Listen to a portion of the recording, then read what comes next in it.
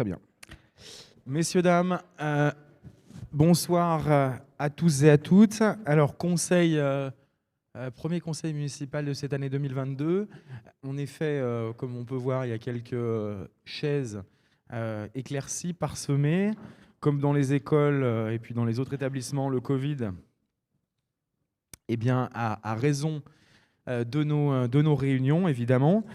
Alors, je vais donner les pouvoirs avant de pouvoir attaquer avec Chantal Nélaton qui donne pouvoir à Ludovic Leprêtre, Besma Caron qui donne pouvoir à Nathalie Meunier et qui ne prendra pas part au vote de la délibération numéro 2, Angélique Chabard qui donne pouvoir à Franck Chevalet, Sevgi Pinar-Bazi qui donne pouvoir à Benjamin Gestaldello, Sandrine Sibu qui donne pouvoir à Loïc Cessillon. Voilà. On va pouvoir passer tout de suite à l'approbation du compte-rendu de la séance précédente. Est-ce qu'il y a des choses à amender sur ce compte-rendu que vous avez pu recevoir? Est-ce qu'il y a des choses à noter? Non, très bien. Je vous remercie. On va pouvoir vous faire circuler les feuilles pour les signatures de ce compte-rendu et d'ordre du jour. Et on va pouvoir passer tout de suite à la délibération 222A01. Ah oui, pardon, putain, je suis désolé, mais je suis toujours hyper concentré. Nous allons pouvoir tout de suite passer, excusez-moi, à la revue de presse du mois de janvier par Loris Scarpa. Loris Scarpa. Bien, bonsoir à toutes et à tous. Donc, pour continuer dans notre petite habitude, donc un petit bilan des actions municipales qui ont eu lieu depuis le dernier conseil. Donc, tout d'abord, on va parler des finances. On va avoir des ajustements budgétaires qui vont être à l'ordre du jour du conseil de ce soir. Donc, on va notamment voter sur les ajustements concernant les recettes et dépenses de fonctionnement et les recettes et dépenses d'investissement. Donc, on va avoir un dossier assez détaillé où on va devoir voter. Côté ressources humaines, donc on a eu notre médecin généraliste, M. Ibrahim. Les consultations se font au centre municipal de santé des Abrets. Le secrétariat, lui, est ouvert du lundi au jeudi et on aura les informations et les horaires en mairie ou sur le Facebook de la commune. On aura également à noter donc, début mars, donc Mme Bussot, donc conseillère numérique, qui est déjà présente à temps partiel et qui sera présente à plein temps à la mairie et qui sera à disposition de nos habitants pour toutes leurs questions numériques. Petit point sur le social et le CCAS. Donc, on aura eu plus de 400 colis de Noël distribués donc, par les membres du CCAS. Pour les autres habitants qui avaient souhaité s'inscrire pour un repas, les plus de 73 ans, donc il sera servi le 12 mars si les conditions sanitaires nous le permettent.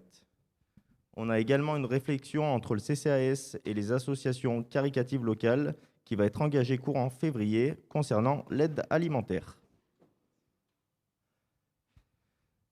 Comme vous avez pu le constater, donc, au rond-point de la Croisée, donc, il y a des travaux qui sont actuellement en cours pour la remise en eau de la fontaine, donc, qui est prévue mi-février. Toujours concernant les travaux, plus sur les écoles. Donc pour Tazief, on va avoir des attributions de l'eau au conseil de ce soir. Pour Fitieux, donc on a la fin du chantier et il reste quelques travaux qui seront entrepris et gérés en interne pour la rentrée prochaine. Il y a la libération du coup qui en découle de la salle multi-activité, donc qui permet aux enfants de retrouver leur salle et de pouvoir faire du sport en intérieur. Donc en parallèle, la commission donc, scolaire, les travaux, la directrice des services techniques, le développement durable et les enseignants et élèves donc, travaillent actuellement pour Tazief sur l'aménagement et la végétalisation de la cour. Il y a une réunion de calage qui est prévue donc, le 31 janvier sur site et avec la labellisation E3D, donc école en démarche de développement durable, qui est demandée. Pour Fitieux, on a également la poursuite de l'aménagement des espaces verts, les clôtures et aménagement du nouveau parking personnel côté cantine.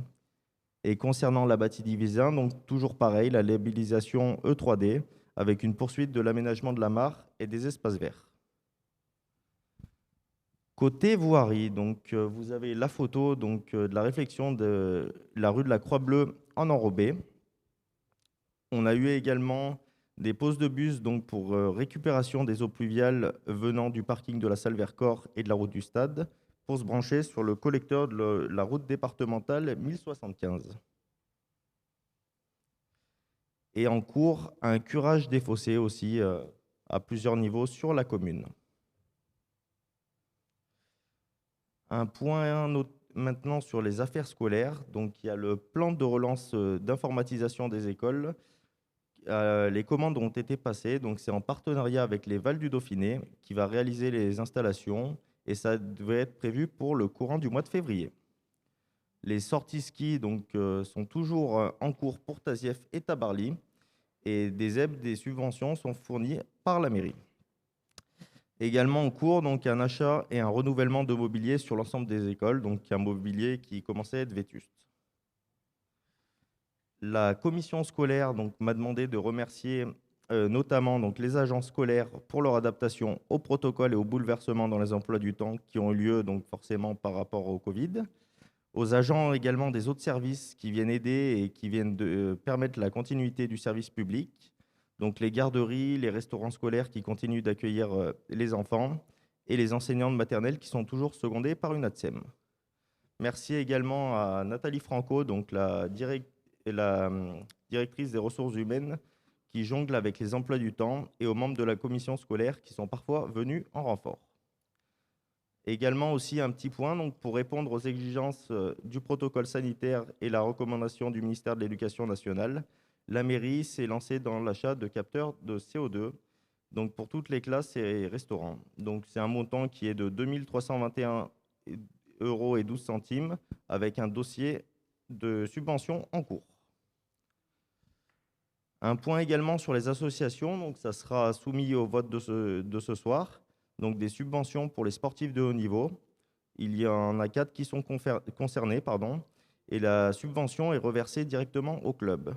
Donc ça concernera notamment, si c'est accepté, le motoclub, les chiens de traîneau, les boules des Abrets Romagneux et le club de tir des Abrets. Le montant est de 750 € par subvention, c'est pas précisé. Point sur la vie locale maintenant. Donc, les lettres au Père Noël ont été déposées. Il y a environ 40 enfants qui ont répondu sur l'ensemble des 3 communes. Et la remise des cadeaux par Monsieur le maire aura lieu en février dans la salle des mariages des Abrets. La commission travaille également sur l'organisation de la foire de printemps avec un lancement des inscriptions auprès des exposants. Pour le cinéma en plein air, donc, ça a été reporté malheureusement à cause du Covid. On a aujourd'hui 3 dates qui ont été fixées donc pour des séances en avril, juin et septembre. La commission souhaite également faire une brocante vide-laiterie donc en mars au profit du CCAS. Donc les bénéfices seront intégralement reversés. Point maintenant sur le développement durable pour terminer. Donc il y a un vide immeuble qui a lieu dans le cadre de la rénovation de l'immeuble de la Contessière. Donc, les objets restants sont proposés en don et les matériaux récupérables avaient été mis dans des circuits de recyclage. Recyclage toujours donc, avec l'opération broyage des sapins de Noël donc, qui ont été transformés en broyat végétal. On a également la poursuite de l'aménagement du verger collectif à la Chapelle, donc selon les plans proposés par l'équipe de l'Eurocoin de Jardin avec l'assistance et l'expertise de nos agents des espaces verts donc, pour encadrer tout ça. La commission développement durable travaille également sur des projets d'ombrières sur le parking de la commune, sur des parkings de la commune. Donc c'est dans le but de produire une électricité locale et de limiter la réverbération et le réchauffement des sols. Les parkings ciblés sont ceux de l'école du Macle, de la salle Vercors et de la salle des fêtes de la Bâtie. Voilà, merci à vous et bon conseil municipal.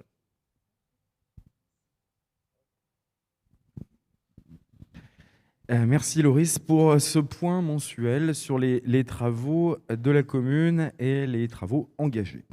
Première délibération 2022 A01 présentée par Philippe Thiebaud, le débat d'orientation budgétaire. Eh bien, bonsoir à tous. Alors, nous entrons aujourd'hui dans la phase d'étude et d'élaboration du budget communal pour l'année 2022. Donc, cela fait suite aux réflexions des adjoints de la commission des finances avec l'aide des services financiers de la commune qui nous ont bien aidés. Aujourd'hui, nous allons délibérer sur le débat d'orientation budgétaire. Le débat sur le DOB, qu'on l'appelle comme ça, est prévu par la loi et a pour but de renforcer le dialogue au sein du conseil municipal sur les priorités et les évolutions de la situation financière de la collectivité en termes de fonctionnement et en termes d'investissement. Il ne s'agit pas aujourd'hui d'élaborer complètement le budget, bien évidemment. Ça sera courant mars que notre Assemblée délibérera sur le budget de la commune. Donc c'est la première étape. Cette préparation budgétaire s'inscrit dans la réalisation des choix initiaux de notre mandat et aux engagements pris par Monsieur le maire et son équipe lors de l'élection de 2020. Sur les choix financiers, nous nous étions fixés un objectif principal, maîtriser nos frais généraux et nos frais de personnel afin de privilégier notre capacité d'investissement, tant les besoins sont importants. La rigueur de gestion est bien sûr nécessaire pour atteindre ces objectifs, mais cette rigueur ne doit pas être un frein et doit laisser une certaine souplesse pour ne pas bloquer la vie quotidienne de l'administration communale. Nous devons donc avoir la capacité de nous adapter aux conjonctures diverses. C'est vrai que notre mandat est marqué par la pandémie et bien souvent en termes de gestion quotidienne, soit en termes de personnel, soit en termes d'équipement et de diverses tâches communales. Donc, on doit s'adapter à ces conjonctures diverses. Elles s'imposent à nous et on doit les intégrer en cours d'exercice et faire éventuellement les aménagements budgétaires nécessaires. En matière d'investissement, les choix 2022 se font sur la base du plan pluriannuel d'investissement. Cet outil répond à un double objectif. D'abord, la programmation annuelle de nos investissements, sur lequel on vous en parlera dans le cadre.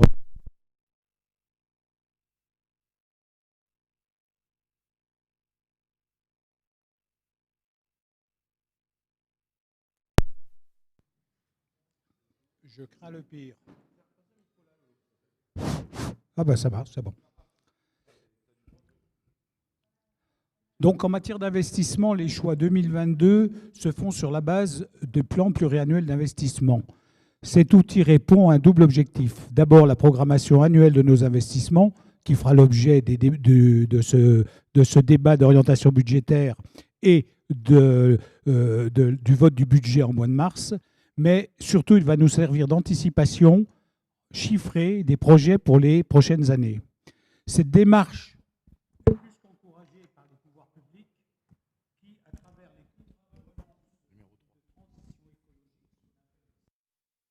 donneront aux collectivités l'accès au financement. Ça marche? Oui. Donc maintenant, je vais faire référence à la présentation du débat d'orientation budgétaire telle qu'elle est dans la convocation. Donc en 2021, donc on va faire un petit peu d'histoire, l'année 2021 a renoué avec un fonctionnement plus proche de la normale au regard de la pandémie. Ça n'a pas été génial, mais il y a quand même eu peu de conséquences sur le personnel, sur le fonctionnement des services ou des écoles, même si quelques agents ont été contaminés et quelques classes fermées. Ce début 2022 est plus compliqué. Pour 2021, les faits marquants portent d'abord sur la fin du chantier de l'école du MAC, la Fitilieu. Des difficultés subsistent normalement car il y a une infiltration dans la toiture, ce qui va retarder la finition des travaux. Ça devrait être réglé au courant de l'exercice. La cuisine centrale, un de nos gros projets de mandat, monte en puissance. Le fonctionnement à plein régime avec les écoles des Abrets est pour le moment retardé. Il y a quelques mises au point techniques qui ont dû être faites. On pense que normalement en février, l'intégralité des écoles abrésiennes seront livrées par notre cuisine communale, notre cuisine centrale. La mise au point des chantiers de la Comtessière et de Tazief est terminée et les marchés sont passés. Les travaux vont pouvoir débuter en 2022 avec grande satisfaction. Une délibération prochaine portera sur le marché de Tazief.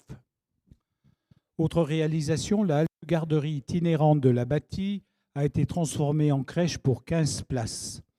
L'isolation des combles des bâtiments municipaux a été effectuée dans le cadre des économies d'énergie. Des panneaux voltaïques ont été posés sur le toit des vestiaires du CTM, Centre technique municipal. Ont été rénovés les 4 logements au-dessus de la perception, ainsi que les locaux du centre municipal de santé, qui ont été aménagés pour accueillir le médecin communal. Je vous rappelle qu'il a pris ses premières consultations en début de ce mois. En termes d'effectifs, les effectifs augmentent légèrement. De nouveaux agents arrivent au secrétariat médical, bien évidemment, il faut équiper le cabinet médical, à l'accueil de la mairie, dans le but de renforcer les compétences de nos employés et d'assurer d'une manière correcte, entre guillemets, les permanences à Fitilieu et à la Bâtie-Divisa. Des agents pour l'accompagnement de la population vers le numérique, on vous en a parlé depuis quelques mois, des aménagements aux services techniques et à la police municipale.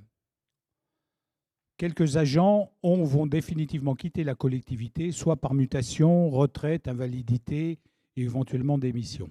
Donc, s'y entre dans le paquet des réflexions qu'on aura à faire tout à l'heure en matière de personnel. La note de la commission des finances en annexe précise les éléments de réalisation du budget de 2021, vous les avez dans les annexes, et pose des questions sur les évolutions possibles de la commune dans l'année ou dans les années à venir. Donc ça, c'était l'introduction pour l'année 2021. Pour les dépenses de fonctionnement, donc ce 2 grands pavés, les charges à caractère général de la commune, donc c'est tout ce qui est ce qu'on peut appeler tout le fonctionnement des services de la commune reste durablement impacté par l'état très moyen du patrimoine foncier et du matériel, notamment roulant. Les frais de chauffage restent élevés au regard, d'une part, des gros efforts d'isolation à réaliser sur les bâtiments et sur la forte évolution du prix du gaz notamment. C'est le principal combustible de la collectivité. On ne tient pas compte encore des hausses d'électricité parce que c'est quand même un poste important et les factures de l'année 2022 risquent d'être plus importantes que prévu. Donc, les charges de personnel ont été affectées par un ajustement à la hausse des personnels d'encadrement et de surveillance dans les restaurants scolaires. On a eu le tuilage du poste de DST pendant 4 mois suite au départ à la retraite de l'ancien DST. Donc, par un conseiller numérique, que je rappelle qui est subventionné avec des contrats avec l'État, par un poste d'accueil supplémentaire depuis septembre, donc on en a parlé, la SVP supplémentaire depuis février l'année dernière, qui nous permet d'avoir une présence sur le terrain beaucoup plus efficace et qui nous, en termes de suivi de ce qui se passe dans la commune, participe à une meilleure connaissance de tout ce qu'il peut y avoir et des solutions qu'on peut y apporter. Et enfin, le rapport ponctuel aux services techniques, notamment pour compenser les mi-temps thérapeutiques.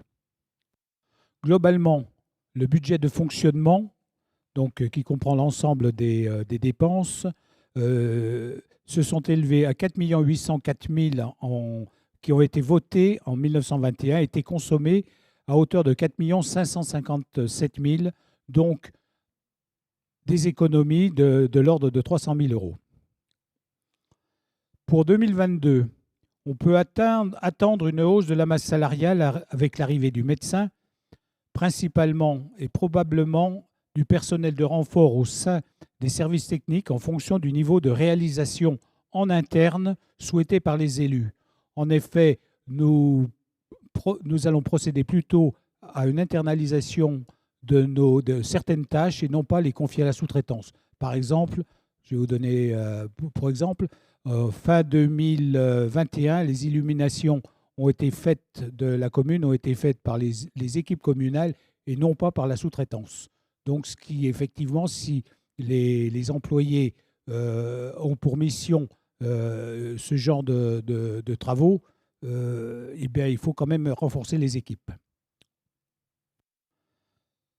On devrait trouver des économies, bien évidemment, en termes d'économies sur le poste de sous-traitance. Le niveau global des dépenses de fonctionnement prévues en 2022 pourrait augmenter de 60 000 € par rapport aux prévisions du budget 2021. Pour les recettes de fonctionnement, les réalisations sont meilleures que prévues à hauteur de 6 170 000 contre 5 538 000 de prévus. Le rembourse, donc ça fait à peu près un gain de recettes de fonctionnement de 500 000 €. Le remboursement des rémunérations de personnel prévues à 60 000 a atteint 96 000. On note cet élément parce que nous avons des employés qui sont à mi-temps thérapeutique, donc ils sont payés par la mairie à hauteur de 100%. Donc ça pèse bien évidemment sur le poste frais de personnel. Par contre, en contrepartie, nous avons des recettes qui nous sont versées par l'assurance qui constituent une recette de fonctionnement. La comptabilité publique nous empêche de fusionner les deux postes. D'un côté, on a des dépenses, d'un autre côté, on a des recettes. Ces recettes, on avait prévu 60 000 €, on a eu 96 000 €. S'il n'est pas prévu d'évolution notable de la fiscalité pour 2022, les recettes seront impactées positivement par le remboursement des consultations médicales du centre municipal de santé. D'un côté, en charge de frais de personnel, nous aurons le salaire du médecin qui va impacter nos dépenses. De l'autre côté, nous aurons des recettes, puisque ça sera la mairie qui encaissera les consultations. On a mis une fourchette entre 90 000 et 120 000 € de recettes.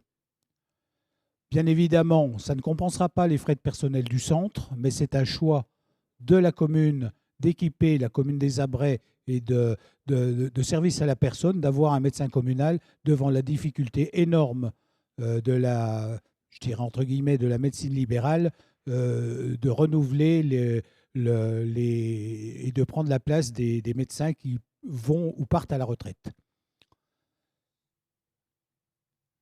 Bon, pour évolution également sur le service de restauration scolaire. Bon, ça ne devrait pas générer une augmentation de recettes, puisqu'actuellement, tous les enfants des Abrais sont nourris.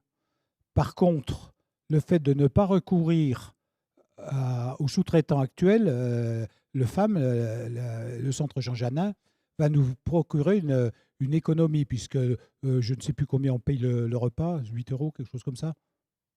Hein, donc, ça va être intégré aux charges de la cuisine des Abrais. On aura peut-être une évolution sur la location du patrimoine immobilier. En effet, la Contassière est intégralement vide. Le local de l'ancienne gendarmerie est intégralement vide. Les travaux vont commencer. C'est un manque à gagner qu'on va avoir pour cette année. Voire l'année prochaine, je ne sais pas quand est-ce que les travaux seront finis. Donc, par contre, les autres locations vont revenir, comme les appartements qui sont au-dessus de la perception, qui maintenant vont être en location et vont nous ramener des loyers, nous en avons trois appartements de louer sur 4, dont le médecin. Donc, il y a encore un appartement qui a affecté. Le résultat, sous toute réserve de confirmation des résultats de fonctionnement 21, donc on est obligé d'attendre quand même les documents qui nous viendront du Trésor public, on devrait pouvoir reporter sur 2022 1 370 000 de résultats de fonctionnement. Les recettes 2022 seraient de l'ordre de 6 610 000, ce qui permettrait de dégager un virement à l'investissement d'environ 1 477 000. Ce qui nous permet de dire, c'est que la qualité de la gestion, malgré tous les aléas qu'il y a, nous a dégagé un résultat suffisant pour financer nos investissements. Nous avons regardé les recettes de fonctionnement. Nous allons regarder maintenant les dépenses d'investissement. L'investissement 2022 qui vous proposez s'élève à 4 700 000 et portera essentiellement sur les constructions-rénovations avec une enveloppe prévisionnelle de 1,9 million. Il y a 1,6 million pour la Comtessière et Tazief, l'école Tazief. Les travaux divers dans les bâtiments sont estimés à 395 000. Les travaux de voirie porteraient sur 663 000. Il y a d'autres opérations d'investissement qui sont projetées. Donc 360 000 euros d'achat de foncier, 360 000 euros de fin d'opération ancienne. Donc c'est les reports de ce qui était engagé en 2021 et qui vont se faire en 2022. 25 000 pour les mobiliers d'école. 110 000 de crédit pour le parc Bissau pour terminer l'aménagement de la zone d'entraînement et de finir tous les projets qui ont été faits. Je ne les ai pas tous en tête. 103 000 de développement durable pour les opérations de développement durable. 20 000 euros sont alloués pour les projets de démocratie participative. Nous aurons également comme dépenses d'investissement 228 000 euros de remboursement de capital des emprunts. On a emprunté au cours des précédents mandats, il faut bien rembourser. Donc, ça nous pèse de 288 000 de remboursement en capital. 300 000 euros de reste à réaliser qui s'ajoutent aux 1 735 000 dont je vous ai parlé tout à l'heure de déficit de 2021. Le tout est financé par l'affectation des résultats. Donc, j'ai inversé le déficit de 2021 qui était noté et financé par l'affectation des résultats de cette année. C'est vrai que c'est la comptabilité interne, ça, c'est un peu compliqué. Les dépenses d'investissement, nous en venons aux recettes d'investissement. Alors pour les recettes d'investissement, on nécessitera certainement de recourir à un emprunt pour 1 million, dont une partie, 250 000 qu'on avait prévu l'année dernière, n'a pas été réalisée puisque le programme d'investissement n'a pas été intégralement financé, n'a pas été intégralement fait, donc payé. L'endettement communal passera alors de 4 397 000 au 31/12/2022 à 5 397 000. Donc, alors ça fera une charge par habitant de 830 euros. La capacité de désendettement de la commune reste très en dessous des 12 années qui est la référence critique. En plus, 830 euros, c'est très nettement plus bas que la strate des communes de notre taille, qui est plutôt de l'ordre de 1 000 à 1 200 euros.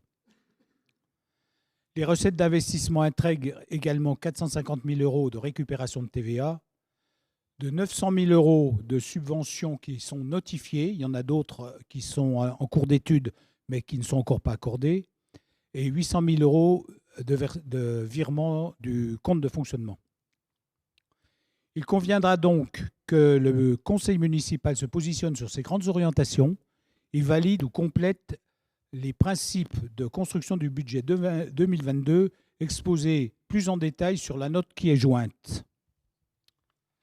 Sur cette première partie, si vous avez des questions, des remarques, des choses à préciser, soit on le fait maintenant, soit on le fera à la fin, comme vous voulez.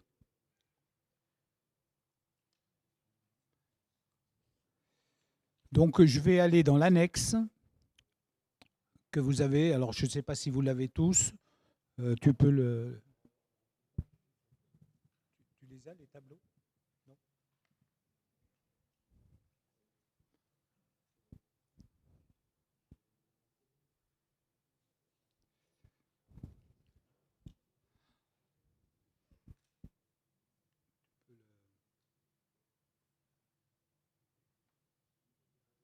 Ils sont affichés? OK. Parce qu'on l'a sur l'écran droit. Alors, je ne vais pas vous lire l'intégralité de tout ce qui a été écrit, parce que j'en aurais pour une demi-heure largement, et ça n'apporterait pas forcément plus de précision. On va simplement parler dans le fonctionnement, le peu de tableau, dépenses de fonctionnement, les grandes masses. Donc, on a mis sous forme de tableau ce qui était budgété en 2021, réalisé en 2021 et les orientations pour 2022. Donc, le budget 2021 tel qu'il avait été budgété, c'était 1 305 000. Je vous passerai les centaines d'euros. Nous avons réalisé 1 303 000. Donc, nous avons tenu le budget. Certes, ça fait une augmentation importante par rapport à 2020, mais la problématique est un petit peu différente parce qu'il y a beaucoup de choses nouvelles qui ont été apportées à la commune. Pour les charges de personnel, nous avions budgété 2 30 000. Vous voyez que nous sommes réalisés 1 898 000. Alors ça s'explique, l'année dernière, nous avions mis le salaire pour l'année, sur une année complète, le salaire du médecin. Donc chargé 150 000 euros à peu près. Donc cette année, bien évidemment, on les réintègre. Dans notre politique, dont on parlera un tout petit peu plus tard, il y a un certain nombre de choses qui vont être faites sur l'effectif du personnel. Donc, notre rapport d'orientation pour 2022, ce serait un poste de 2 150 000 euros. Tout à l'heure, je vous parlais en introduction de la rigueur budgétaire, mais il faut quand même une certaine souplesse. Et on s'est aperçu au cours d'exercice, on s'est aperçu, on le devinait bien, c'est que si on veut apporter beaucoup plus de services, si on veut internaliser beaucoup de tâches qui étaient faites par l'extérieur, aujourd'hui faites par nos employés municipaux, si on veut améliorer la qualité du service dans les cantines et autres, il y a un coût nécessaire en frais de personnel. Donc c'est ce que nous avons intégré et nous pensons pouvoir rentrer l'année 2022 sur la base d'une dépense, d'une prévision de 2 150 000. Alors là, on aura effectivement l'intégralité du salaire du médecin qui sera compensé en recettes, ce que je vous ai dit tout à l'heure, par toutes les visites, le paiement des visites au cabinet médical. Pour les autres charges de gestion courante, le budget a été prévu de 540 000. On a réalisé 446 000. Pour l'année 2022, nous projetons 500 000 euros. La charge financière, ça c'est les frais financiers. Donc cette année, on est un petit peu en diminution en 2022.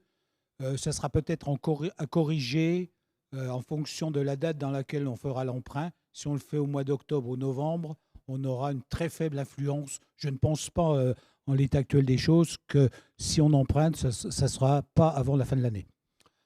Donc effectivement, on aura peut-être une augmentation des charges financières.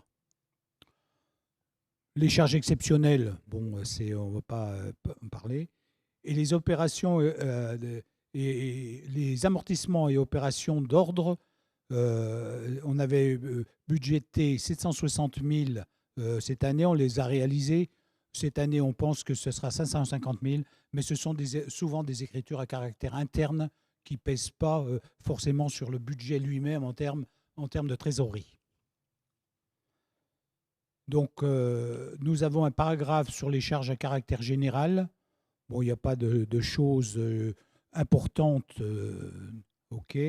La sous-traitance de nettoyage génère 111 000 euros de charges annuelles.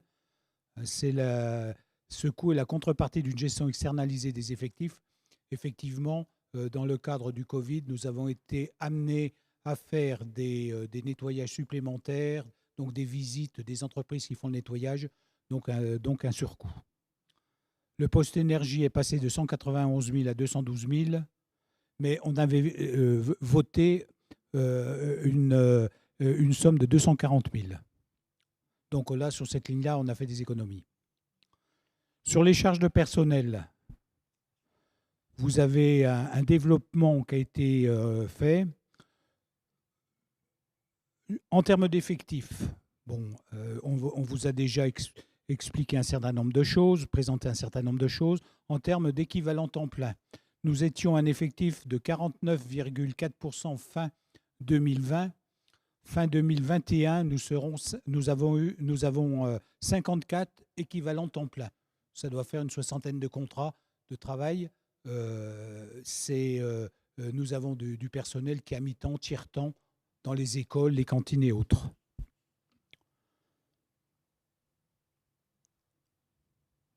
Alors, dans les réflexions, dans ce qui est potentiellement, qui vont impacter peut-être nos dépenses de personnel, il avait été évoqué l'an dernier la possibilité de faire évaluer le régime indemnitaire. Ça n'a pas été fait en 2021. Compte tenu du délai de mise en place, de mise au point, les répercussions ne seront désormais visibles qu'en 2023. C'est un engagement qu'on avait pris, effectivement, mais pour des raisons techniques, on l'a reporté en 2022 et certainement 2023. Donc, je vous ai parlé que les charges de personnel évoluent du fait de l'ouverture du centre municipal de santé. Les autres charges.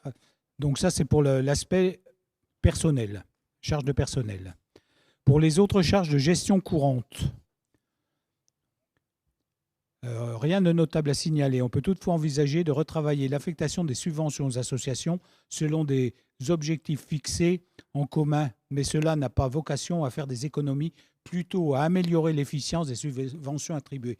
Vous allez avoir tout à l'heure une délibération qui porte à ce sujet.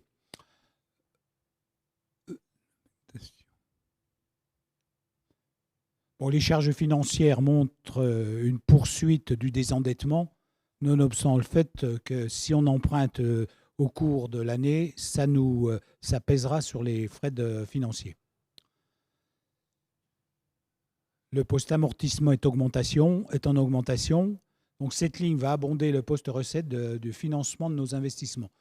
Pourquoi le post-amortissement est en augmentation?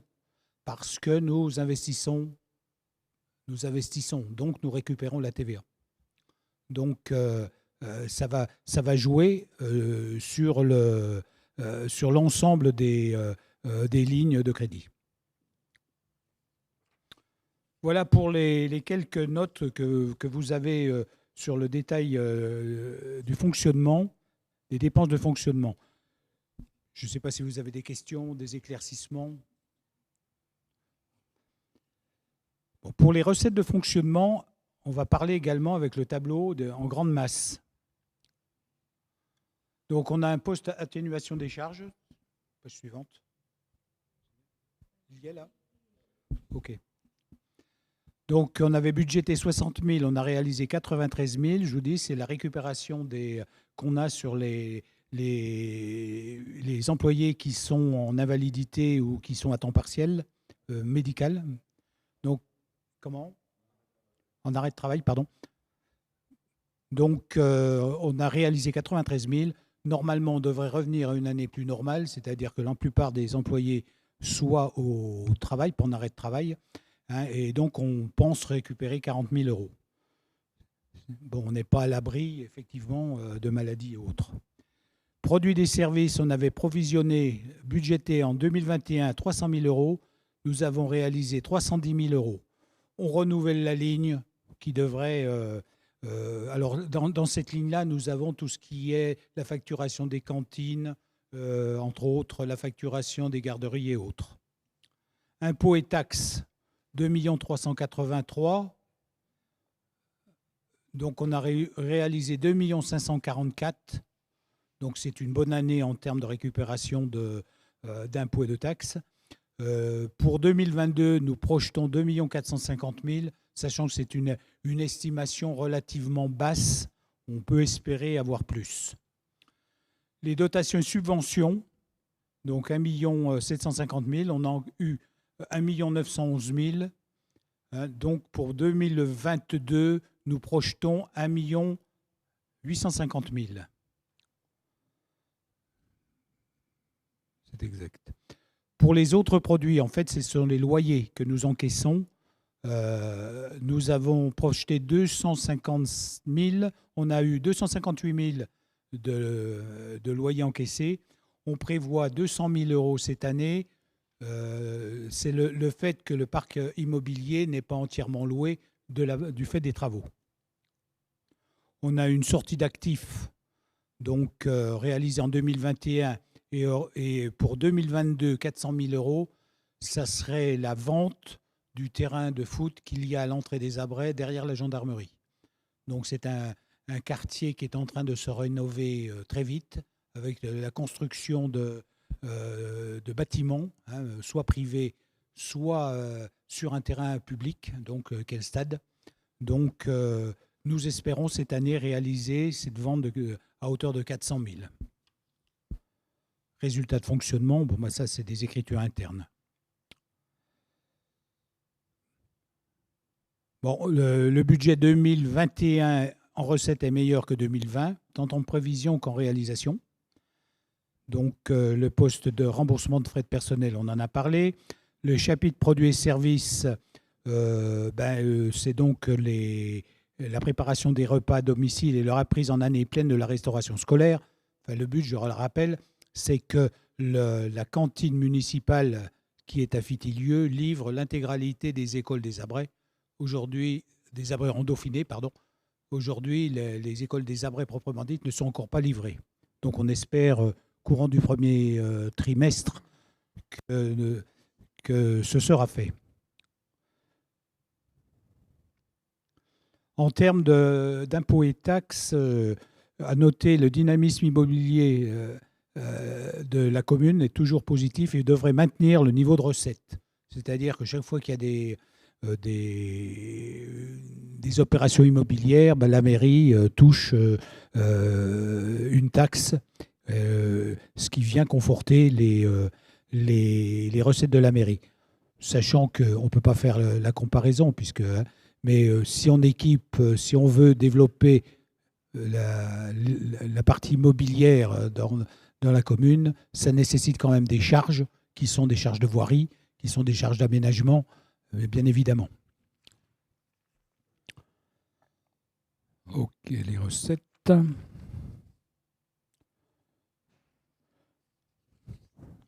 Bon, pour le reste, je n'ai pas de commentaire particulier à faire sur ce qui est écrit dans la note. On va passer à la partie investissement. Donc, les règles comptables nous imposent de disposer d'un autofinancement qui couvre le minimum de remboursement du capital, soit pour 2022, 287 000. Ce n'est pas le cas, nous avons une capacité d'autofinancement beaucoup plus importante. La réalité est bien supérieure, et le budget est lors du vote du budget, mais on a estimé à 2 290 000 l'autofinancement que la commune peut avoir. Vous avez une page sur les emprunts, il n'y a rien de particulier jusqu'à présent. Donc, la charge financière en intérêt, c'est 142 000 et en capital, c'est 287 000 pour 2022, sans l'emprunt qu'on risque de faire cette année. Pour les recettes d'investissement, donc, nous avons pour 2022, là je dépasse un petit peu le tableau, je vais un peu plus bas. Pour 2022, on est financé soit par des subventions notifiées et inscrites au budget, 100 000 euros. Ça ne veut pas dire qu'on n'en aura pas plus, parce qu'il y a des demandes de dossiers, mais qui aujourd'hui, comptablement, nous ne pouvons pas intégrer parce qu'elles ne sont pas accordées. L'emprunt de 2021 non réalisé de 250 000, donc on passerait cette année à 1 million, donc, il permettrait de financer la rénovation de la Comtessière, et de tous les investissements, pas spécifiquement la Comtessière, et de tous les investissements. On peut espérer que la recette des loyers, une fois que tout sera remis en état, participera au remboursement de l'emprunt. L'enveloppe de travaux 2022 étant importante et réalisable en grande partie du fait des attributions de marché, il sera possible de récupérer de la TVA, c'est ce que je vous disais tout à l'heure, pour une somme importante dès 2022 et réduire l'impact du financement de la TVA sur l'exercice. C'est-à-dire qu'on paye la TVA, on nous le rembourse après, on ne compense pas. Enfin, je vous rappelle quand même qu'on a, dans la mesure où nous sommes dans le cadre des fusions de communes, nous récupérons immédiatement la TVA, alors que dans le régime normal, la TVA est récupérable sur 2 ans. C'est un des effets de la fusion. À la page suivante, pour les dépenses d'investissement, donc on va aller dans le détail. Les constructions-rénovations avec une enveloppe prévisionnelle de 1,9 million, dont 1,6 million pour la rénovation de la Comtesse et la TSF. Je vous rappelle les différents les travaux dans les voiries estimés à 315 000. Les travaux les travaux divers dans les bâtiments sont estimés à 395 000. Les travaux de voirie disposeraient d'une enveloppe de 663 000. Dans les projets, il y a la rénovation du bas de la rue Victor Hugo, hein, c'est ça, les premiers travaux. Et tout le détail des autres opérations qui sont listées, dont je vous avais parlé tout à l'heure. C'est un budget ambitieux, mais nous avons les moyens financiers de le réaliser, sauf accident, mais enfin, il n'est pas question, on ne peut pas l'enregistrer, ça. Alors, mon intervention va se terminer par quelques questions et quelques orientations qu'on s'est posées avant ce débat. D'abord, l'impact sur le budget communal de la crise de l'énergie. On a passé un marché public d'électricité avec TE38. Mais pour l'instant, nous ne savons pas du tout quelle va être l'orientation de ce contrat dans le cadre des augmentations du kilowattheure. Pour l'instant, nous ne sommes pas assimilés à des particuliers, donc logiquement, nous sommes comme une entreprise, donc nous n'aurons pas le bénéfice des 4% ou autre, sous réserve que l'État intervienne sur cette anomalie, puisque c'est prendre de l'argent et le redonner de l'autre côté, ça ne paraît pas tout à fait logique. N'empêche que ça pose la question des bâtiments. Nous avons énormément de bâtiments aux abrets qui sont très mal isolés et qui sont des gouffres budgétaires en termes de budget. Alors nous avons déjà réglé quelques problèmes en libérant un petit bâtiment là, qui est juste derrière, qu'on va arrêter parce que c'est un gouffre d'énergie pas possible. Donc c'est un bâtiment qui va être démoli. Donc on fera une économie substantielle d'électricité sur ce bâtiment. On peut se poser également la généralisation de panneaux photovoltaïques. On a déjà eu une première réponse dans les diapos qui ont été présentés par Loris, où effectivement il y a une étude pour savoir si on ne peut pas devenir plus autonome en énergie. Bien évidemment, il faudra certainement isoler mieux nos bâtiments. La fabrication des repas des écoles abrasiennes pour la cuisine centrale devrait générer des économies d'environ 20 000 € sur les 60 000 € d'achat aux femmes.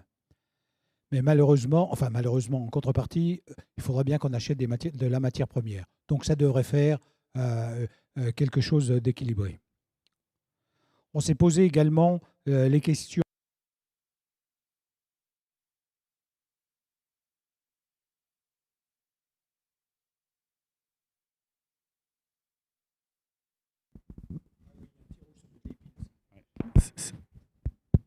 Et. Ça doit être les piles. Donc, une réflexion sur les véhicules. Donc, on avait prévu les véhicules qui génèrent des dépenses d'entretien parce qu'ils sont relativement anciens et pas en très bon état. On avait prévu l'achat d'un camion en 2021 pour les services techniques. On ne l'a pas acheté. Donc, peut-être que cette année, ça sera un choix qu'il faudra faire. On a acquis, sous forme de leasing, un véhicule frigo pour remplacer le véhicule électrique de livraison des repas. Bon, ce véhicule va être réutilisé, autre chose. Investissement obligatoire pour qu'on puisse livrer dans des conditions d'hygiène et de sécurité les repas aux personnes âgées qui sont nourries et pour livrer les cantines à partir de la cuisine centrale. Un certain nombre de véhicules, il faudra se poser la question s'il faut les réaffecter, éventuellement les changer et autres. C'est un travail qui va être fait au cours de l'année. C'est posé également la question de savoir si on conservait les tracteurs aux usages des services techniques. Nous avons 2 gros tracteurs qui semblent disproportionnés par rapport aux besoins. Donc, une réflexion va être engagée pour savoir s'il n'y a pas lieu d'arbitrer, de céder un de ces véhicules. C'est quelque chose à l'étude. 2021 reste une année avec peu de réalisations culturelles ou d'animation populaire. Donc, on n'a pas consommé l'intégralité du budget. Bien évidemment, pour 2022, nous allons nous mettre dans une position optimiste, c'est renouveler la ligne telle qu'elle était. Ça était 70 000. Il faudra certainement, enfin il faudra même pas, on devra prévoir une ligne exceptionnelle de 7 500 €. Vous savez que nous allons accueillir le Tour cycliste Nord-Isère. Donc cette subvention, nous serons, je crois, ville-étape, ville-départ. Donc il y a un coût, bien évidemment, hein, et notre participation, ce serait 7 500 €. Nous comptons beaucoup pour cette opération pour faire parler des Abrets en Dauphiné. Les lignes culture, communication ne sont absolument pas remises en cause. On conservera les lignes telles qu'elles sont prévues. Il faudra peut-être qu'on prévoie en plus un budget pour une publication spécifique que nous comptons faire sur la commune des Abrets en Dauphiné. Donc c'est un travail qui a été entamé par la commission culture, qui est vraiment maintenant dans le cœur du sujet. Je ne sais pas si c'est une opération qui débouchera en 2022, mais il faudra réfléchir sur le financement et la commercialisation de cet opus. Bon, pour les charges de personnel, on en a parlé. On va financer le poste de conseiller numérique. Oui, ça va, on l'avait fait après. Bon, ce poste de conseiller numérique, maintenant qui est en place, hein, dont le bureau est à droite quand vous rentrez à la mairie des Abrets en Dauphiné. Donc, c'est une charge de 27 000 € en termes de dépenses de personnel. Mais en face, nous avons une subvention d'État, puisque c'est un système mis en place par l'État, une subvention d'État de 50 000 € sur 2 ans. Donc, ce qui fait ensuite à nous de voir si on poursuivra l'opération ou si on l'arrête. Bon, pour l'instant, la question ne se pose pas, mais au bout de 2 ans, cette subvention sera consommée. Si après nous la conservons, ça deviendra une charge nette. 2 agents sont en effectivement longue durée et devraient partir à la retraite. Donc ça devrait, si ça se fait, diminuer notre effectif de 2 équivalents temps plein. Un autre agent est en disponibilité pour 1 an, mais peut potentiellement revenir. Donc c'était un employé qui s'est mis en disponibilité au 1er janvier, je crois, donc qui peut éventuellement revenir à sa demande. Donc c'est pour vous dire que l'impact des 54, je crois, équivalents temps plein, c'est une norme maximum, mais qui peut évoluer pendant le cours de l'exercice. Il est prévu, au niveau des services techniques, il est prévu de remplacer sur une mission, un des départs en retraite devrait, ou alors ça peut être tuilé sur quelques mois, d'embaucher un chef de mission, un chef de pôle bâtiment. Vous savez que le 2021 a été pour nous une grande mission, c'était de réorganiser les services techniques de façon à ce qu'il y ait une meilleure efficience des collaborateurs. Donc le service technique va être divisé en 3 pôles avec chacun responsable. Il nous manque aujourd'hui une compétence que nous n'avions pas, une compétence bâtiment, une personne qui pourra être en appui du directeur des services techniques, Chloé, et de Didier, adjoint aux travaux, pour un meilleur suivi des chantiers et une meilleure approche des différents travaux qu'il y a à faire dans la mairie. Donc l'équipe technique sera alors composée d'un DST, 3 chefs de pôle et 9 agents d'exécution. Il est vrai que ce que je vous disais tout à l'heure, si en plus on demande au personnel municipal du travail pour soi-même, pour la commune elle-même. Hein. Quand il y a des petits travaux, maintenant on les fait systématiquement par nous-mêmes. Quand il faut faire quelques réparations ou autres, on ne cherche plus de la sous-traitance, on le fait par nous-mêmes. Donc c'est un choix qui a été fait par la commune, la municipalité, c'est d'essayer de dynamiser, non pas qu'ils n'étaient pas dynamiques, mais d'avoir une meilleure productivité des services techniques dans le cadre de cette réorganisation. Et puis en plus, nous avons embauché là une employée d'accueil, Florence, qui nous a rejoint il y a quelque temps. Elle assure l'accueil, y compris dans les mairies annexes, et libère du temps aux agents en charge de l'état civil, de restaurants scolaires, des cimetières et autres. Donc c'est effectivement ça, c'est une charge nette supplémentaire. Mais ça permet aux autres employés de l'accueil, entre guillemets, ce qu'on appelle l'accueil, de monter en compétences et une certaine polyvalence dans les services. Voilà, j'en ai fini pour... je ne pense pas avoir été trop long et vous avoir ennuyé. J'en ai fini pour les commentaires que j'avais à faire sur le DOB. J'ai mon contrôleur de temps qui a l'air de dire, je ne sais pas ce qu'il veut dire. Donc maintenant, on va passer. Ce qu'il faudrait, c'est que, après ce long monologue de ma part, c'est qu'on puisse avoir un échange ou des commentaires sur les orientations du budget 2022. Je rappelle aujourd'hui qu'on n'étudie pas poste par poste, mais qu'on étudie en grande masse les grandes orientations. J'en ai fini, je vous laisse la parole. Alors, c'est le Covid, hein, ça assoupit. Non.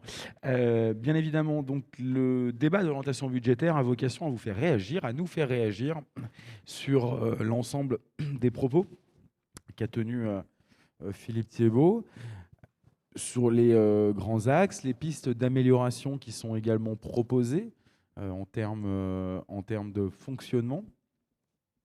Est-ce qu'il y a des questions par rapport à cela, des interrogations sur les dépenses ou sur les perspectives, sur la perspective qui est à définir, qui sera retranscrite suivant le débat d'orientation budgétaire d'aujourd'hui, qui sera retranscrite sur le budget communal pour l'an 2022.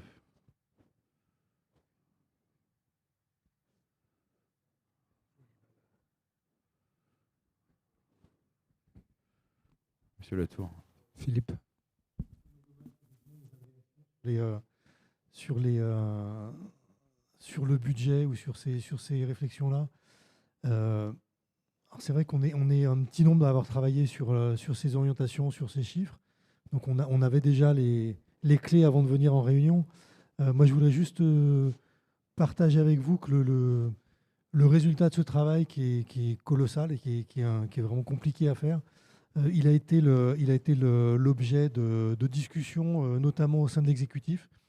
On s'est vraiment posé des questions sur ce qu'on voulait faire au niveau de la mairie des Abrais, comment on voulait faire évoluer cette commune, quels moyens on pouvait se donner en restant raisonnable, donc sans aller au-delà du budget qu'on peut se permettre pour une commune de notre taille.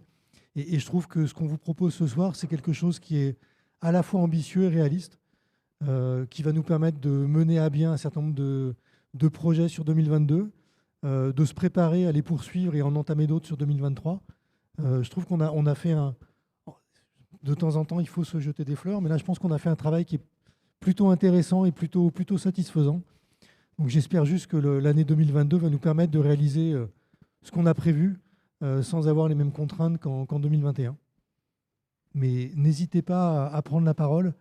Vous êtes tous et vous serez tous acteurs et consommateurs de ce budget. Donc on a vraiment tous intérêt à le partager largement.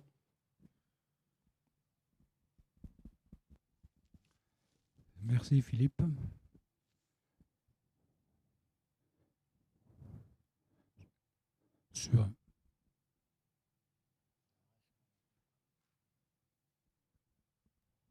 Très bien, écoutez, s'il n'y a rien à redire, c'est possible qu'il n'y a rien à redire. Je vous remercie. On va délibérer sur le fait qu'on ait bien eu un débat, autour de ce DOB 2022. Alors, qui Qui vote? Qui approuve le fait qu'on ait eu un débat? Qui approuve qu'on ait fait un débat? C'est bien. Non, mais c'est pour voir si vous suivez. Ouais, c'est extraordinaire. Bon, tout le monde approuve, donc pas d'abstention. Personne ne se prononce contre. Je vous remercie. Délibération 2022 A02 Didier Buisson, attribution des lots du marché de rénovation de l'extension de l'école Tasief. Un premier projet important du mandat. Didier Buisson.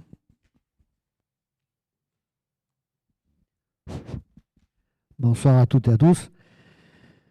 Alors, extension de l'école Tasief, nous avons le marché se terminait 4, attendez, je retrouve le 4 janvier à 12 h. La remise des plis, c'était 4 janvier 12 h. Dernier carat. L'ouverture des plis a eu lieu le 4 janvier à 14 h. En présence de Philippe Thibault, Benjamin et moi-même, plus Catlan, l'architecte, Dominique Berthy. Donc, je vais vous donner déjà le récapitulatif des entreprises qui ont été retenues. Alors, ces entreprises ont été retenues par, à savoir, il y a déjà le prix, bien sûr, mais nous avons aussi une note qui est attribuée aux entreprises qui fait partie qui est annoncée lors de l'appel d'offres. Nous avons 40% sur la valeur technique, 40% sur les prix et prestations et 20% sur un délai d'exécution. C'est-à-dire que les entreprises qui répondent à des appels d'offres comme ça, il faut qu'elles soient en mesure, qu'il y ait le personnel adapté pour faire le travail, en mesure de faire le travail, plus à jour de tout ce qui est de toutes leurs obligations. Donc, je vais vous donner déjà les grandes lignes. Après, nous passerons aux détails. La démolition des étage, une estimation à 43 000 € hors taxe, attribuée à l'entreprise Salvi TP pour 24 805 €. Terrassement VRD espace vert, une estimation à 57 000 €, retenue Gutin-Vézin pour 54 358,15 €. Alors déjà, on va dire un peu une satisfaction, parce que vu la conjoncture actuelle, tout le monde, il y a beaucoup de prix qui augmentent, surtout de matières premières et tout. Là, ça fait deux ouvertures de prix que nous faisons, la Comtessière le mois dernier, Tasief ce mois-ci, et les prix sont maintenus, on va dire. On n'a pas de surprise. Le gros œuvre, pour une estimation de 242 000 €, c'est l'entreprise Gutin-Vézin, qui est qui a eu le lot à 230 390,79 €. Lot 4, malheureusement, comme aussi à la Comtessière, un lot qui n'a pas trouvé de réponse. C'est l'isolation thermique par l'extérieur. À la Comtessière, nous avions le charpentier et le serrurier qui n'a pas répondu. Là, c'est l'isolation thermique par l'extérieur, 48 000 € une estimation. Donc là, nous allons engager une recherche d'entreprise. Lot 5 étanchéité, une estimation de 59 000 €. C'est la société Eric qui a répondu, qui est attributaire du lot pour 53 999,70 €. Charpente, couverture, zinguerie, bardage, une estimation à 60 000 €, c'est l'entreprise Paul Brochier. Paul Brochier sont de Bieux. 47 057,33 €. La serrurerie, malheureusement, pas comme à la Comtessière, personne n'a répondu en serrurerie. Alors, ça vient peut-être du fait qu'en serrurerie, en ce moment, la tôle, les fluctuations du marché fait qu'elle n'a pas de prix fixe. Je pense que les serruriers sont un peu frileux pour répondre à des appels d'offres. Donc, nous reconsulterons. Menuiserie extérieure aluminium, une estimation de 69 000 €. C'est Borello Isoclair qui est attributaire du lot pour 67 249,41 €. Menuiserie intérieure, une estimation de 72 000 €. C'est la société Card de Romagneux pour 67 944,20 €. Planterie, peinture, plafond suspendu, une estimation de 110 000 €. C'est la société DIC pour 75 269,99 €. Chape liquide, une estimation de 14 000 €. C'est Duclos Calcaïs pour 11 440,80 €. Carrelage faïence, 22 000 €. C'est GMC Carrelage pour 20 858,30 €. Sol souple, 12 000 €. C'est Dienne pour 6 386,28 €. Là, c'est pratiquement du simple au double. L'électricité, 53 000 euros, c'est Caron Électricité, le régional de l'étape, on va dire, 44 462,80 euros. Chauffage, ventilation sanitaire, ce lot-là, nous avons souhaité le renégocier. Donc, nous avons recontacté les entreprises pour qu'elles regardent, qu'elles révisent leur prix, on va dire. Oui, on va dire qu'elles révisent leur prix, parce que c'est surtout au niveau, il y a une tranche optionnelle, et sur la tranche optionnelle, il y a beaucoup, beaucoup de différences entre les uns et les autres. Donc, on a souhaité qu'elles retournent regarder leurs tarifs. Donc, ce qui nous fait un total de marché qui était de 1 142 000 hors taxes. Nous en sommes à 712 219,75 euros. Si on rajoute les 3 autres postes, nous sommes en dessous des 1 142 000, ce qui est quand même, on va dire, une agréable surprise vu la conjoncture actuelle.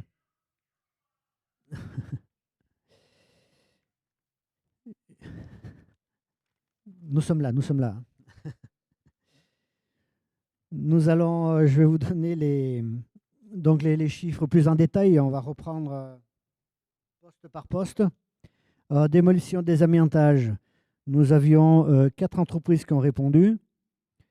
Je vous parlais tout à l'heure des notes qui ont été attribuées. Bon, ça, c'est l'architecte qui vérifie toutes les offres, à savoir si l'entreprise n'a pas oublié un poste, si elle correspond bien à ce que nous avons demandé, si elle est à jour de tout, ses cotisations et tout, et qui attribue une note. Donc là, vous pouvez voir comme ici, ce n'est pas la société EGT qui était le moins disant qui a eu le travail, mais la deuxième, Salvi TP, à 24 805 euros. L'autre était à 23 151, pour une estimation à 43 000 euros. Donc quand on regarde, je sais pas, ça s'affiche, ouais. Quand on regarde, les trois premiers sont à peu près... se tiennent, le quatrième est un peu détaché, mais enfin, il reste encore dans le marché, quoi.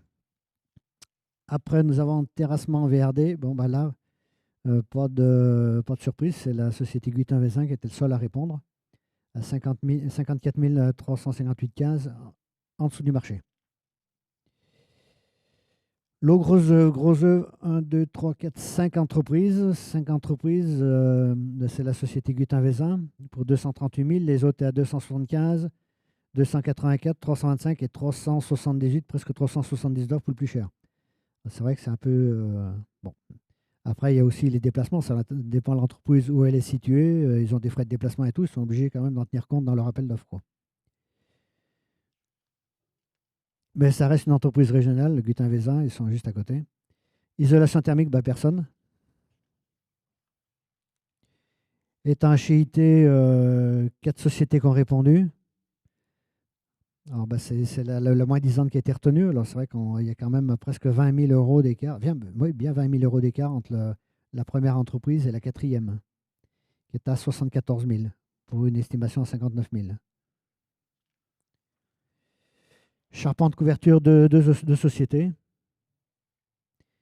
qui se tiennent à 10 000 euros près. Donc, Paul Brochet qui a été retenu, Huguenard Roche qui est 10 000 euros en dessus, mais il reste quand même en dessous des 60 000. Serrurerie, bah, malheureusement, personne. Alors, les 2 entreprises qui manquent ne vont pas gêner pour le démarrage du chantier. On peut démarrer, ça fait comme à la Contessière, on peut attaquer le chantier. Ces entreprises ne sont pas obligatoires dès le début de l'ouverture des chantiers, on va dire. Après, menuiserie extérieure, alors là, il y a un gros écart. La société Isoclair qui est dans le marché, 67 000. Ribot qui est carrément 20 000 euros en dessus, 86 000 euros. Dans Ribot sont de Charavigne. Mais ces 2 entreprises, bon, il n'y a pas eu de classement, mais ces 2 entreprises qui sont renommées. Hein. Enfin, il y a les notes qui sont marquées à côté. Des entreprises qui ont pignon sur rue, quoi, que nous connaissons. C'est Ribot et sont de Charavigne. La menuiserie intérieure, Car, qui est de Romagneux. Après, nous avions Euroconfort Maintenance, je ne sais pas d'où ils sont, ni l'Art du Bois. Après, les autres, apparemment, c'est des sociétés, c'est pas vraiment spécialisé dans la menuiserie. Ils travaillent un peu avec des sous-traitants. Donc, nous sommes passés de manière Car, c'est une entreprise du coin qui est reconnue, et 72 000 euros sont en dessous du marché, quoi. Plâtrerie plafond suspendu. La société 1, 2, 3, 4, 5 sociétés qui ont répondu. La moins-disante, la société DIC, l'architecte la connaît, c'est une société qui fait du joli boulot. Et puis bon, il y a quand même un sacré écart entre eux et puis les derniers, quoi. Il y a presque 30 000 euros, il y a 30 000 euros d'écart. Chap Liquide. Donc là, 1, 2, 3, 4, 5, 6 entreprises qui ont répondu. Elles se tiennent toutes à peu près, sont toutes à peu près équivalentes, quoi.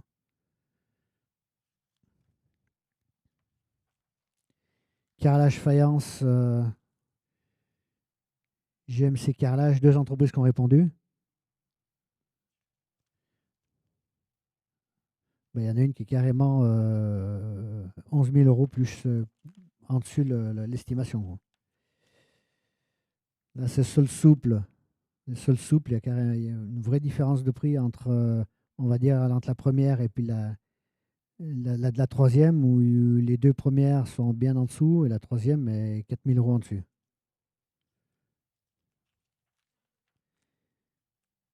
Électricité Caron, 3 entreprises qui ont répondu. Bon, c'est Caron qui était le moins disant. L'autre, Elec les Abrès, c'est son collègue qui est un peu plus cher que lui. Alors c'est là le poste où nous avons souhaité reconsulter les entreprises. Comme vous pouvez voir au niveau de la tranche optionnelle, je ne sais pas si elle apparaît là-dessus. La tranche optionnelle, ça va de 5 000 euros à 24 000 euros pour une estimation de 18 000 euros. Donc là, nous avons recontacté les entreprises pour qu'elles vérifient leurs tarifs, voir s'il n'y a pas des erreurs, s'ils sont bien dans les clous. Je pense que c'est comme ça. Et puis, nous avons terminé. Donc voilà, en gros.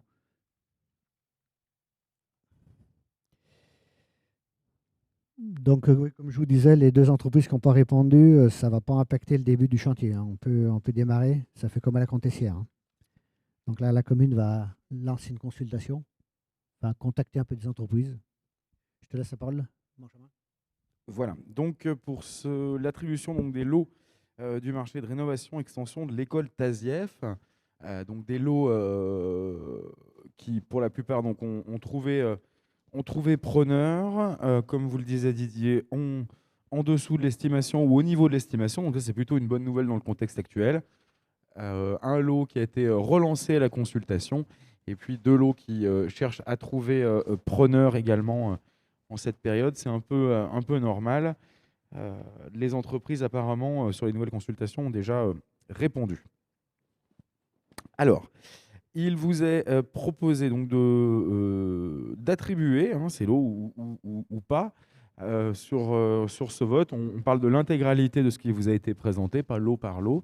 On peut le dire, donc Besma Caron qui ne participera pas au vote par le biais de son pouvoir sur cette délibération. Donc, est-ce qu'il y a des personnes qui s'opposent à ces entreprises, à ces attributions, des personnes qui s'abstiennent? Je vous remercie. On va passer à l'avis de principe pour l'achat du 21 rue d'Italie, délibération 2022 à 03. Et je donne la parole à moi-même, tout à fait, voilà, qui vais vous parler de cette attribution, c'est bien. Alors, le 21 rue d'Italie, pour que tout le monde se situe bien, on parle aujourd'hui du garage .S. Garage.S qui a donc au rez-de-chaussée anciennement le garage Azote pour les historiques. Donc on parle d'un ténement qui aujourd'hui fait 1687 mètres carrés, sur lequel est situé le logement qui est, lui, exclu de la vente. Alors 3 niveaux. Un niveau rez-de-chaussée qui sera celui façade rue d'Italie, donc avec le garage.s. Un niveau N-1 qui sera le garage qui, lui, jouxte le parking d'Outan qui a été réalisé. Et puis un appartement sur le dessus, avec également 2 places de parking sur la gauche, sur la gauche du garage.s, ainsi qu'une cave et une desserte sur le bas, qui, eux, ne font pas partie du lot. Donc, la famille, aujourd'hui, est vendeuse de ce bien, et un accord de prix pourrait être trouvé aux alentours des 290 000 euros, enfin même pas aux alentours, au prix de 290 000 euros. Le but étant, comme expliqué dans la délibération, bien évidemment, c'est de revitaliser le secteur et puis de pouvoir nous-mêmes appliquer bien la politique que l'on avait proposée lors de notre campagne municipale en y installant des commerces et des cellules qui pourraient servir pour des commerces de bouche. Donc la délibération reprend l'acte de proposer d'acheter ce bâtiment au prix de 290 000 euros, de laisser le locataire actuel dans les lieux le temps nécessaire à sa réinstallation sur un autre site, parce que bien évidemment, si on a une volonté de pouvoir réaménager, remoderniser, retravailler sur le bâtiment, il faut déjà que le locataire actuel puisse retrouver un lieu, ce qui devrait être fait assez rapidement parce que apparemment il y a un accord sur l'achat d'un terrain pour le garage Point S. Donc le temps nécessaire à la réinstallation sur un autre site et le temps la commune met au point un projet de réhabilitation et son modèle commercial. Cette période pourrait s'étaler entre 12 et 24 mois, suivant la durée que le locataire pourrait rester dans les murs. Aujourd'hui, donc, il a un bail qui est renouvelé tacitement tous les ans. Et ensuite, également, la durée des travaux sur ce rez-de-chaussée et sur ce niveau N-1, qui également une surface très importante, comprise dans le calcul des 1687 mètres carrés. Voilà. Est-ce qu'il y a des questions? Je vous fais brièvement le tour. Alors, un travail intéressant pour la commune, enfin un projet intéressant avec également un côté parking, côté sud, côté rue d'Italie, qui pourrait être intéressante pour pouvoir dynamiser les cellules commerciales à l'intérieur. La réhabilitation d'une friche, la réhabilitation d'un quartier, évidemment. Et puis l'installation de cellules commerciales qui nous permettrait de retrouver de l'attractivité sur ce côté de rue, sur ce début de rue. Et puis également, toujours dans la giration autour du pôle mairie, salle des fêtes, qui nous permettrait de retourner en passant par la rue Jean Janin, la rue Neuve, nous permettrait de retourner sur ces halles qui attendent leur rafraîchissement. Pas de questions?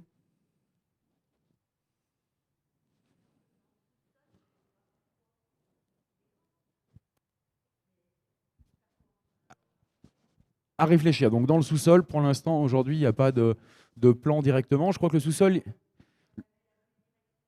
Alors, le sous-sol, il n'aura pas la vue directe sur la route. Par contre, le sous-sol, aujourd'hui, c'est vrai qu'il a de la cohérence avec le parking. De toute façon, le bien, aujourd'hui, est divisé en deux.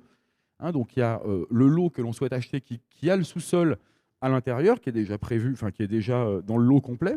Et le second lot, c'est l'appartement avec la servitude en sous-sol, le petit bout de servitude de sous-sol, ainsi que la montée d'escalier. Donc c'est un lot qui est indivisible aujourd'hui à la vente, en tout cas pour les propriétaires, et nous on se positionnerait sur l'entièreté.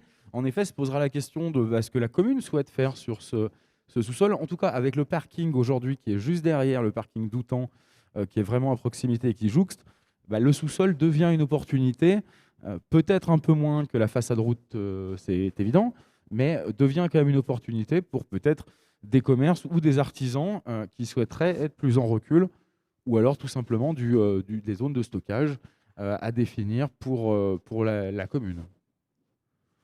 Mais en tout cas, rien n'est aujourd'hui vraiment figé pour ce bâtiment et pour son devenir.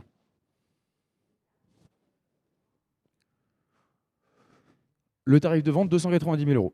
Voilà.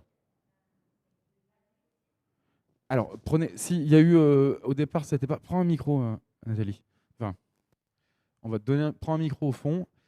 Donc, le tarif de vente, en effet, était au départ, la famille en voulait plus cher.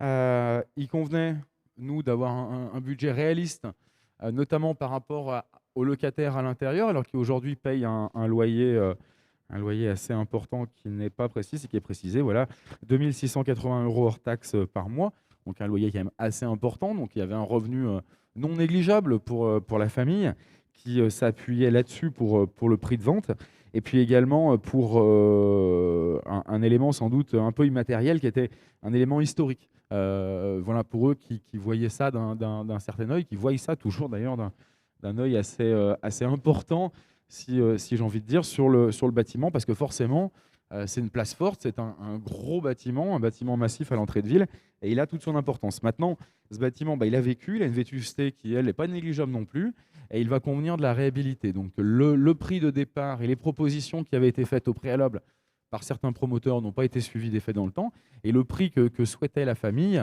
celui-ci n'était pas accessible pour la commune, parce qu'on était au-delà des 400 000 euros dans les premières réflexions. Donc il convenait d'être cohérent. Évidemment, on est également attaché au domaine pour acheter ce type de bien. Et puis ensuite, c'était aussi par rapport à ce que nous, on projette d'y faire plus tard.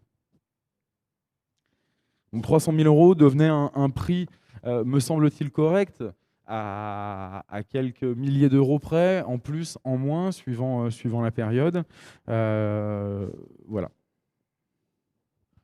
Par rapport au prix, par rapport au devenir, par rapport à l'évolution du quartier, du bâtiment, s'il y a des questions? Non?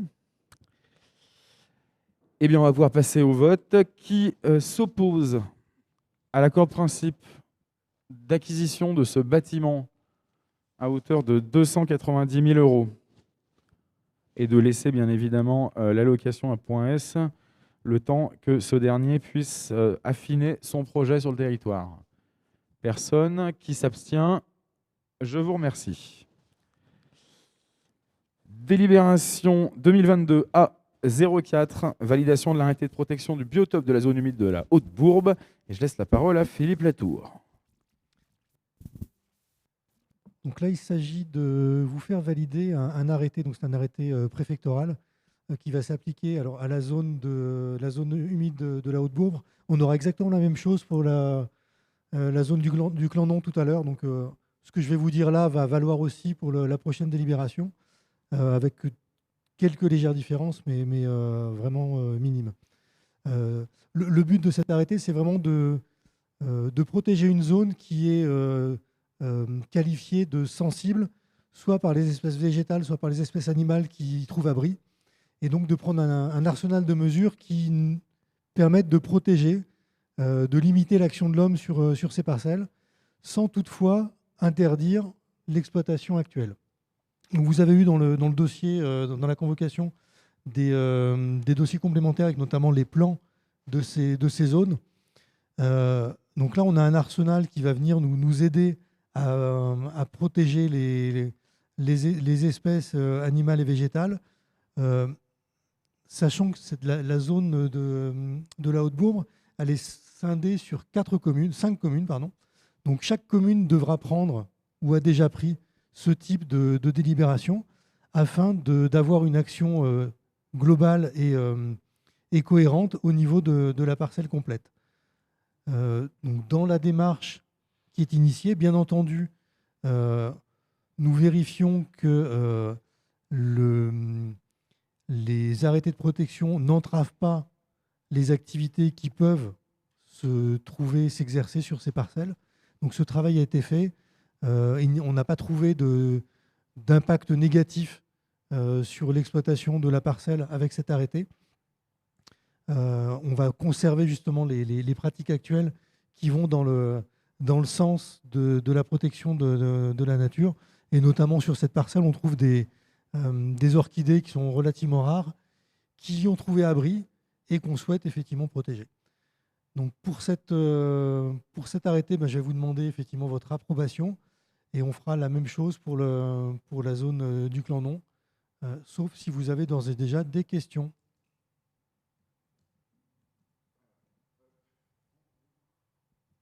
Des questions par rapport à cette délibération?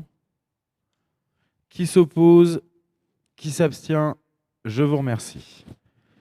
Délibération suivante, 2022 A05, validation de l'adresse de protection des biotopes près du Clandon.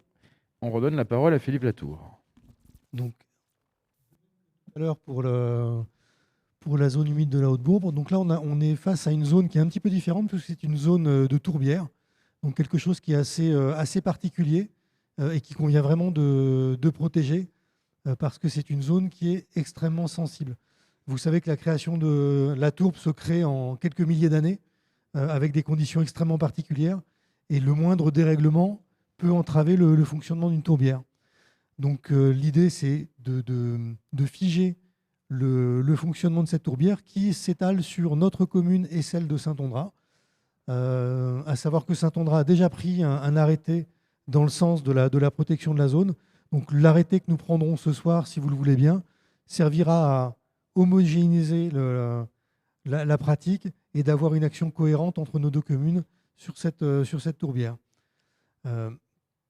Donc, particulièrement sur cette zone, il a été organisé une rencontre avec les propriétaires pour lesquels on avait estimé en amont que leur activité pouvait éventuellement être impactée par l'arrêté. Il s'avère qu'après discussion avec eux, il n'y a aucune entrave qui a été soulevée, aucun problème qui a été relevé par les propriétaires. Donc on a vraiment toute légitimité à prendre cet arrêté pour préserver cette zone, puisqu'on n'a pas engendré de contraintes particulières pour les propriétaires. Et on a adapté légèrement le texte officiel classique de façon à permettre également sur cette zone l'entrée des chasseurs, des pêcheurs qui exercent leurs pratiques de façon régulière sur la zone. Là encore, avez-vous des questions? Non, j'essaierai de vous en proposer la prochaine fois, ne serait-ce qu'en commission développement durable. Pas de questions? Qui s'oppose? Qui s'abstient? Merci. Délibération 2022-A06, convention d'utilisation du SNE, Système national d'enregistrement des demandes de logement. Alors, le Système national d'enregistrement, vulgairement appelé le SNE, depuis 2015, régit les demandes de logements sociaux pour le particulier sur le territoire isérois et notamment sur le territoire des Vals du Dauphiné. Les collectivités, les bailleurs, les collectivités, donc la communauté de communes, la mairie, les bailleurs sociaux, ont accès à ce SNE qui est donc régi par l'État, qui est mis en ligne par l'État. Et pour bien avoir accès à ce système, il convient de délibérer, de passer excusez-moi, une convention, voilà, je perds mes mots, de passer une convention avec l'État. Donc les conventions signées donc, depuis 2015 doivent être re-signées aujourd'hui dans les mêmes critères avec le préfet de l'Isère pour que la commune, au même titre que l'intercommunalité ainsi que les bailleurs, puissent avoir accès à ce service national, système national d'enregistrement, le SNE. On est tous d'accord? Des questions par rapport à cela? Le SNE sur Internet ou à l'accueil des points informatiques, c'est là où le demandeur de logement vient remplir son dossier ou va en ligne remplir son dossier. Et pour que la commune puisse avoir également la main sur, entre guillemets, la main sur ce système, puisse voir les demandes de logement, les logements disponibles que nous redonnent également les bailleurs, il convient de signer cette convention avec l'État. Qui s'abstient, qui s'oppose, pardon, qui s'abstient, je vous remercie. Délibération 2022-A07, convention Enedis pour la pose d'un transformateur sur le terrain communal. Et je passe la parole à Philippe Thibault. Bien, tout à l'heure, je vous avais parlé du chemin de l'Étendière où on avait un terrain qui s'appelle le terrain du stade. Là, donc, il s'agit d'autoriser, de signer une convention avec Enedis pour la mise à disposition d'un local de presque 8 mètres carrés faisant partie de l'unité foncière communale sur le terrain qui est situé au Grand Bailly, qu'on appelle le stade. Ce local est destiné à l'installation d'un transformateur de courant électrique affecté à l'alimentation du chemin de l'Étendière et du réseau de distribution publique d'électricité. Donc, on nous demande simplement de signer une convention de mise à disposition de ce terrain, qui restera propriété de la commune et non pas du futur acquéreur du terrain, de celui qui va acquérir le stade, le terrain du stade. Donc cette convention prendra effet à compter de sa signature et est conclue pour la durée des ouvrages, donc relativement longue. Voilà, donc si vous avez des questions, ça c'est un équipement. D'ailleurs, je crois qu'il y a déjà des travaux qui sont commencés rue de l'Étendière, des travaux d'assainissement, je crois. Qui s'oppose, qui s'abstient, je vous remercie. Délibération 2022 A08, attribution de subventions haut niveau, et je passe la parole à Ludovic le prêtre.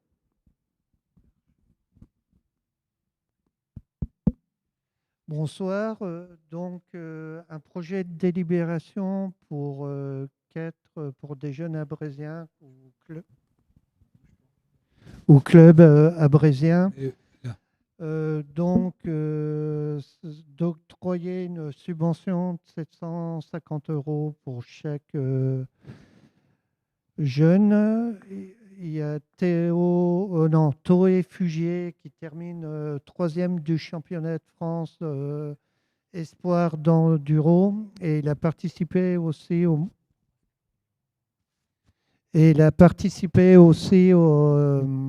au mois d'avril au championnat d'Europe, où il a pris la 10e place.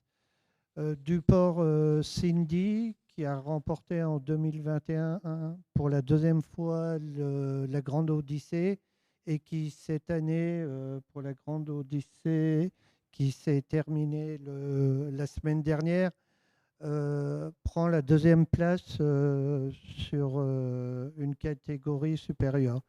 Le CFB, les Abrets Romagneux, qui ont des jeunes qui ont participé à des tournois nationaux et internationaux, dont 2 jeunes pendant le confinement avaient ce qu'on appelle l'attestation de haut niveau, et qui s'entraînaient avec un entraîneur détaché par la Fédération française au Boulodrome, et des jeunes au niveau national pour le club de tir. Nous suivons aussi, il y a un jeune en Pongis qui est aux portes d'un championnat national, donc on verra si on maintient ces subventions pour 2022, soit avec une convention de partenariat avec la mairie ou pas.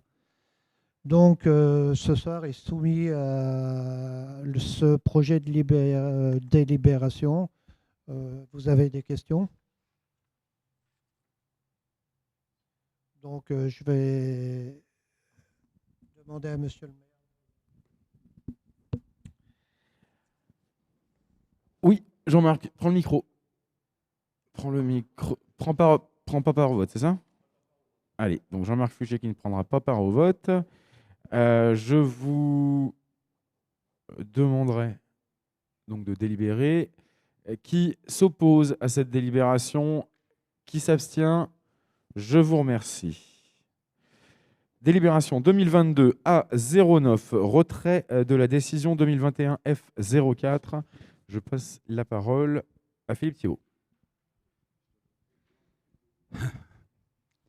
Bon, c'est une délibération un peu particulière. Le 27 septembre 2021, on a acté à la demande du notaire de procéder à la régularisation d'un acte de cession aux riverains d'un reliquat de terrain communal initialement destiné à la voirie. Ça se situe sur le lotissement Le Guillet, au bout de la rue Stendhal. Donc il y a une partie du terrain qui a été vendue en 1984, si je ne m'abuse, et l'acte n'a jamais été régularisé en mairie. Donc le notaire nous avait demandé de procéder à la régularisation.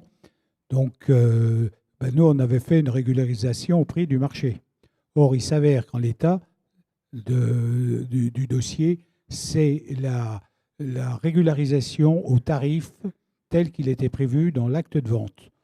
Donc la mairie aurait dû, en 1982 ou 1984, je n'ai plus la date exacte, enfin ça c'est la la délibération, la rétrocession, mais l'acte aurait dû être passé en 82 ou 83, aurait dû être passé au taux du marché.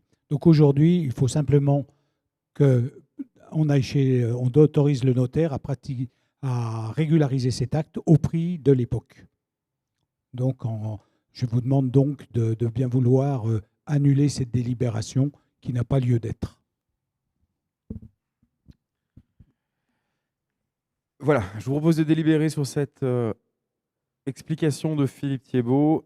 Retrait de la décision 2021 F04. Qui s'oppose? Qui s'abstient? Je vous remercie. Renouvellement et augmentation de la subvention vélo à assistance électrique, délibération 2022 A10. Je passe la parole à Philippe Latour. Bonsoir. Donc là, je vais vous parler des subventions pour l'achat de vélos à assistance électrique. Donc vous vous souvenez sans doute que sur l'exercice précédent, nous avions déjà un tel dispositif. Nous avions alloué une somme de 100 € par vélo et nous avions provisionné une somme globale de 1 000 €, soit la possibilité de traiter 10 dossiers. Les 10 dossiers ont été traités sur l'année 2021, je crois que le dernier dossier a dû être passé en novembre, et nous avons refusé des dossiers en décembre pour l'acquisition de vélos. Donc sur l'exercice 2022, nous avons souhaité poursuivre le dispositif et le renforcer. Le renforcer d'une part par le nombre de dossiers, donc on va passer de 10 à 15, et le renforcer également par le budget alloué qui passe de 100 € à 150 €. Donc si vous en êtes d'accord, c'est ce que je vais vous demander de valider. L'action s'inscrit bien entendu dans le cadre du développement des trajets à vélo, dans le cadre également du développement des circuits cyclistes qui vont émailler notre territoire. Nous avons des projets via notamment le plan mobilité des Val du Dauphiné de tracer et de sécuriser des itinéraires à vélo. Donc nous sommes absolument convaincus que le fait de favoriser la pratique du vélo ne peut être que bénéfique dans les années à venir.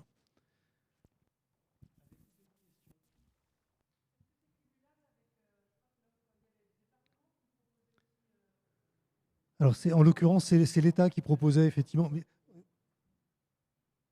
oui, il va falloir qu'on prenne tous l'habitude de prendre le micro parce que comme on est retransmis, si on ne parle pas dans le micro, on n'entend pas sur.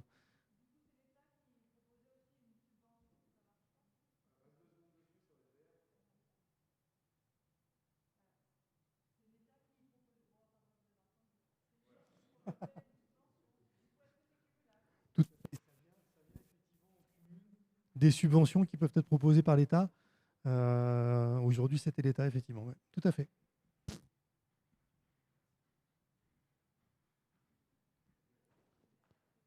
Pas d'autres. Je propose de passer au vote.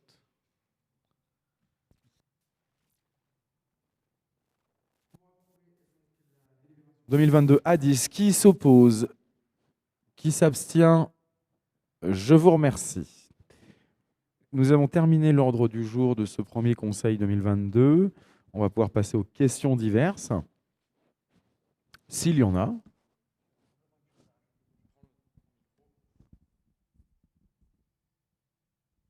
Simplement rajouter une chose, c'est que demain soir, nous avons une commission en bâtiment à voirie à 19 h.